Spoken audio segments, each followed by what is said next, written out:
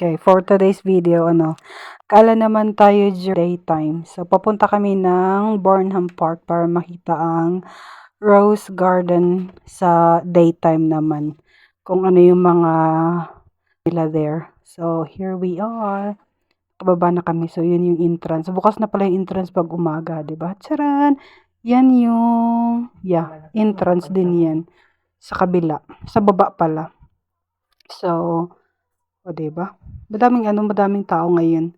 So, top view, ito yung nila. Maraming mga pwesto pala. Last time, hindi ko masyadong nakita to since pasara ng pumunta kami in night time. O, diba? Inday!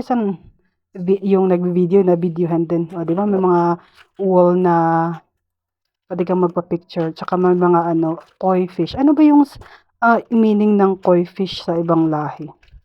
And there you go. O, diba? Sa mga paninda, marami silang mga ganap here. May mga stuffed toys. Diba? Ang gaganda ng mga stuffed toys, pero ang gaganda rin ng presyo. Pero kung ikaw ay nagko-collect, okay lang yan. Collect ka lang ng collect. Char! Diba? Madami yung pwesto pala nila. And here, buy one take one yung nila. Yung perfume, babalikan namin yung dyan kasi 1.5. I don't know the brand. Ano ba yung brand dun, Inday? Ay, Gomalon.